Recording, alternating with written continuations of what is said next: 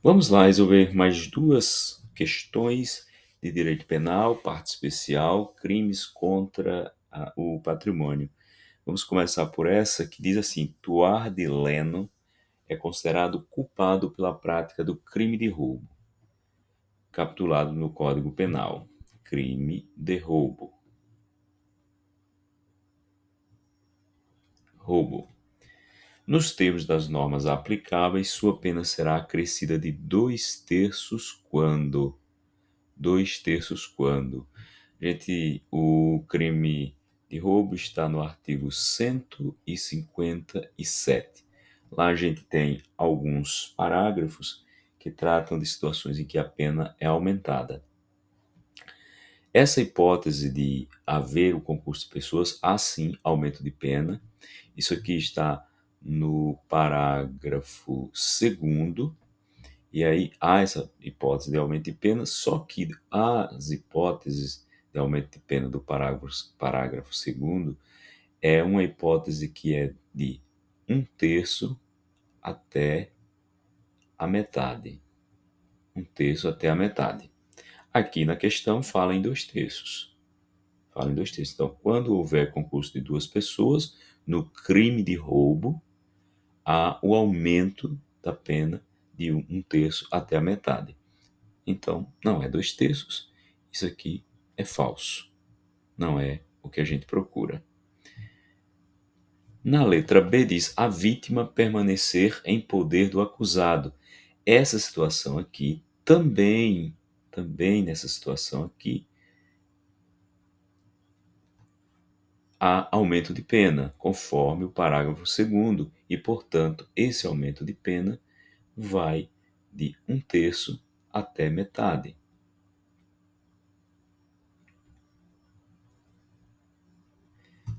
De 1/3 até metade. Portanto, não é o que a gente procura na questão. Letra C. A subtração for de explosivos. Vou marcar aqui explosivos, porque lá no artigo 157, nos parágrafos, há dois momentos em que se fala de explosivo.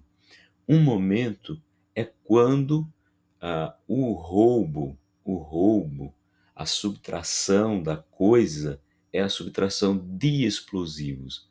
Então, a pessoa, o sujeito do delito, o agente do delito, subtraiu explosivos. Então, o roubo foi de explosivos. E há outra situação em que o, o, o agente do delito, ele praticou um roubo usando explosivos. Então ele explodiu alguma coisa. Ele trouxe consigo os explosivos para usar para a prática do roubo. Nessa letra C aqui, ele, ele subtraiu os explosivos. O que ele queria levar com ele eram os explosivos. Essa é uma situação. E essa situação também tem aumento de pena, conforme o artigo 2º, ou seja, aumento de 1/3 até a metade. Nessa outra hipótese, que é a hipótese de a pessoa usar os explosivos, quando ele usa os explosivos, ou um artefato semelhante ao explosivo que cause assim, um perigo comum, cause nessa explosão, nesse uso desse artefato, desse explosivo, para praticar o roubo, para praticar a subtração de outra coisa. O interesse era subtrair outra coisa, só que ele usou o explosivo ou outro artefato análogo e que causa perigo comum. Nessa outra hipótese, aí sim seria um aumento de pena de 2/3. Seria o aumento de pena de 2/3, que é o que está previsto, gente, lá no parágrafo 2º A. Essa hipótese que eu falei, não é a da questão. Essa da questão está prevista no parágrafo 2º, e aqui ele está subtraindo os explosivos, enquanto No parágrafo segundo, quando fala de explosivo, ele está usando o explosivo para facilitar a subtração de outra coisa que ele pretende. Então, é situação diferente. Isso poderia trazer alguma confusão, porque você lê explosivo em um lugar, você pode lembrar de uma hipótese e não lembrar do outro, isso poderia trazer uma dificuldade. Então, por isso eu marquei aqui explosivo, porque quando você for olhar os parágrafos do artigo 157, você deve ter atenção, vai falar em dois momentos de explosivos. Uma, quando o explosivo é a coisa que é subtraída, e outra, quando o explosivo é apenas um meio para romper algum obstáculo, por exemplo, um meio para a prática da subtração de outra coisa. Então, ele é usado, vamos dizer assim, como uma arma, como um utensílio, um meio para se subtrair outra coisa, que é a coisa que realmente o agente do delito quer subtrair. Então a gente sobra aqui a letra D, já que todas as outras marcamos falso. E de fato, quando a violência é exercida com o uso de arma de fogo, aumenta-se a pena em 2 terços. Essa pena de 2 terços, ela é única, é 2 terços mesmo. Enquanto aqui, no caso do parágrafo segundo, ela varia de 1 terço até 1 meio, até a metade, nessa hipótese aqui do artigo 2, segundo A, é só 2 terços mesmo. Gabarito da questão. Vamos então para a próxima questão. Considere o seguinte caso hipotético. A, mediante violência, constrange B a deixar de fazer alguma coisa com o intuito de obter para si uma indevida vantagem econômica. Nos termos do Código Penal, é correto afirmar que A cometeu o crime de. Ok, então aqui o criminoso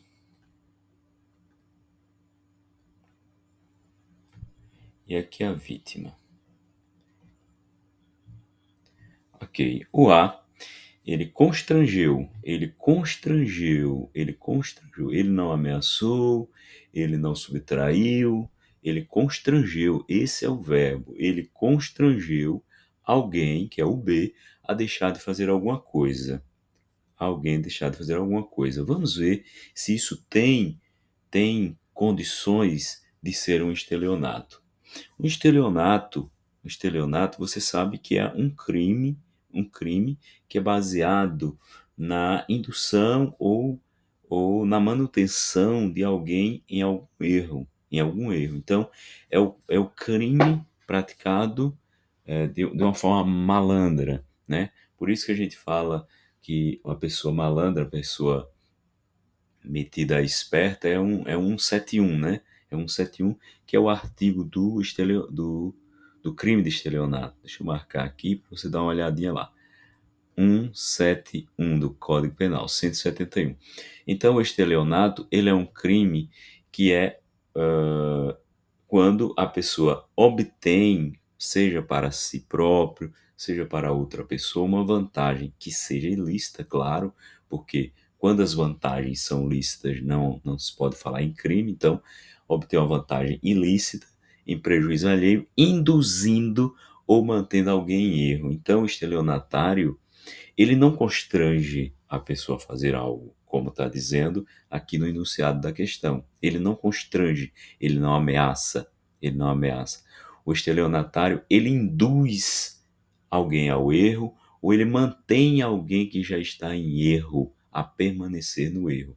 Aí como é que ele faz isso? Mediante um artifício, um ardil ou qualquer outro meio fraudulento. Então o estelionatário, ele usa da sua malandragem para manter uma pessoa em erro. Então é ardil, é fraude, meio fraudulento, meio fraudulento. Então é sempre com essa ideia de uma fraude, de um artifício.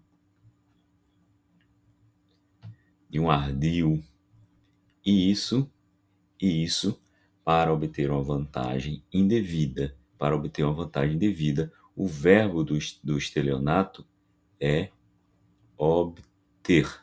Obter. E aí ele usa meios fraudulentos, um artifício, um ardil, para induzir alguém a erro. Induzir alguém a erro. Então ele tenta de alguma forma se passar por quem ele não é. Ele tenta parecer uma coisa que ele não é, para que a pessoa entregue alguma coisa a ele e assim ele obtenha essa vantagem indevida. Então esse é o estelionatário. Não é, portanto, o crime que a gente está procurando aqui com essa conduta que traz o enunciado. Vamos marcar então o F de falso. Seria isso um furto? Seria isso um furto? Constranger alguém a deixar de fazer alguma coisa com o intuito de obter uma vantagem devida, vantagem econômica, seria o furto? Não, a gente já viu em outros momentos que o furto é subtrair para si ou para outra coisa alheia móvel. É a subtração. O verbo do furto é subtrair. Subtrair. E aí não há emprego de violência no furto, não há emprego de violência. Quando tem violência, a subtração é mediante violência ou ameaça, a questão fala aqui em violência, mas não é nem o furto nem o roubo, porque tanto o furto quanto o roubo, o verbo é o verbo subtrair. É o verbo subtrair. Só que no furto tem violência, desculpe, só que no roubo tem violência e no furto não. Aqui diz qualificado pelo emprego de violência. Não existe furto qualificado pelo emprego de violência. Até porque se essa conduta de subtrair coisa ali é móvel, com o uso da violência ou da grave ameaça ocorrer, a gente vai falar em roubo e não em furto. Violência é a subtração com violência é roubo e não furto. Portanto, a letra B não é furto, porque constranger alguém a deixar de fazer alguma coisa não é furto, e também porque se houver emprego de violência, mesmo que fosse subtração de uma coisa móvel, não seria furto, porque a violência está no crime de roubo e não de furto. Então, mais um F. E o que é, então? Seria a extorsão? Seria a extorsão ou seria a extorsão indireta, qualificada pelo emprego da violência? Seria a extorsão ou seria a extorsão indireta? Vamos aqui, então, ver que a extorsão e a extorsão indireta são muito diferentes. São muito diferentes. Enquanto a extorsão se faz com constrangimento, a extorsão indireta é exigir. O verbo da extorsão indireta é o verbo exigir e tem mais outro, ou o verbo receber. Mas receber o quê? Receber o quê? Receber, exigir ou receber como garantia de dívida, abusando da situação de alguém, documento que pode dar causa a procedimento criminal contra a vítima ou contra terceiro. Então, parece um pouco a extorsão, né? Porque a pessoa coloca a vítima numa situação, num beco sem saída, ou você faz isso, ou alguma outra coisa vai acontecer, né? Então, tem essa ideia de pressionar a pessoa, tem sempre essa ideia de constrangimento, mas na extorsão indireta, o que acontece ali não é um constrangimento, é uma exigência ou o recebimento, né? O verbo é exigir ou receber. Quando você for resolver questão, a extorsão é constranger, mas a extorsão indireta é exigir ou receber. Então são coisas diferentes que na hora de fazer a prova não dá para confundir. Na hora da prova não dá para confundir.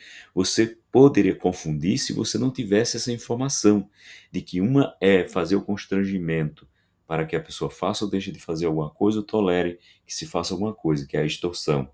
Enquanto a extorsão indireta é exigir. Veja que o verbo, anote mesmo isso, o verbo é exigir ou receber. E a extorsão indireta vai falar de documento que vai ser usado assim, usado possivelmente como prova contra alguém, né? Então, é bem diferente. Então, a extorsão indireta, por esse motivo que a gente já disse, não é, né? Só sobra a extorsão. Mas aí você vai dizer, mas, pelo que eu sei, o crime de extorsão, ele é, o crime de extorsão, ele não é, a redação não é desse jeito, não é só isso. Então, a questão está pela metade? Não, gente, não está pela metade, não. É porque quando você, quando o verbo, quando o crime tiver mais de uma conduta possível, se você fizer uma das condutas, você já praticou o crime. Se você fizer uma daquelas condutas, já praticou o crime. Se o crime tem duas circunstâncias, se você se ocorreu uma das circunstâncias, já é suficiente, não precisa ser as duas. Aí o crime de extorsão, que está lá no artigo 158, anote e procure. Ele tem realmente uma redação mais longa. E você, se já leu isso, você percebeu que é um pouquinho mais longa do que o que traz aqui a conduta praticada pelo agente aqui hipotético da questão. A extorsão é constranger alguém mediante violência ou grave ameaça. Aqui na questão está falando só de violência, mas você poderia praticar a extorsão sem a violência, apenas com a grave ameaça. Ou só com a violência, ou com as duas coisas, mas não precisa você praticar as duas coisas. E com o intuito de obter para si ou para outrem indevida vantagem econômica, a fazer, a tolerar que se faça ou a deixar de fazer alguma coisa. Aqui na questão se trata de obrigar a pessoa a deixar de fazer, né? Ó, constrange a deixar de fazer alguma coisa. Mas poderia ser deixar de fazer, ou poderia constranger a pessoa a fazer, ou poderia constranger a pessoa a tolerar que alguém fizesse determinada conduta. E aqui na questão fala para obter vantagem para si, com o intuito de obter vantagem para si, mas pode ser para si ou para outrem. A hipótese aqui, o sujeito A, ele praticou com a intenção de obter vantagem para si, mas se ele tivesse praticado essa conduta de constranger o B a deixar que fizesse alguma coisa com o intuito de obter uma vantagem para um terceiro, para outrem, também seria o crime de extorsão. Então, a resposta é extorsão, e aqui a conduta praticada pelo agente do crime, o agente A, é uma conduta que é uma parte das condutas possíveis lá no crime de extorsão. Porque aqui ele fala em deixar de fazer, constranger a deixar de fazer. Mas poderia ser constranger a pessoa a fazer ou tolerar que se faça. Mas o que você precisa para lembrar desse crime de extorsão é verbo constranger com o intuito de obter uma vantagem econômica. Vou marcar econômica porque muitos crimes, e a gente está vendo aqui na solução de questões, a vantagem é indevida. Mas no crime de extorsão, além de ser indevida, ele diz qual é o tipo de vantagem. É uma vantagem indevida, mas é econômica. A vantagem é econômica. Então, no crime de extorsão, se você lembrar, verbo constranger, mesmo que você não lembre de toda a definição do crime, aí você lembra que é para obter vantagem, verbo obter. E você lembra também que emprega violência ou ameaça, ou grave ameaça,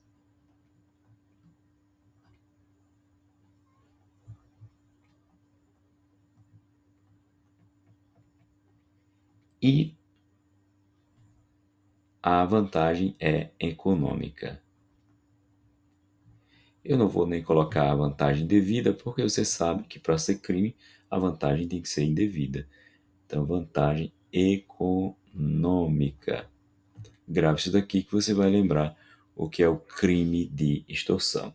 Eu vou tirar aqui a violência grave e ameaça para ficar mais limpo, para você focar aqui nos verbos, que é o verbo constranger para obter, e na vantagem econômica. Falou em vantagem econômica, provavelmente vai estar tratando de extorsão.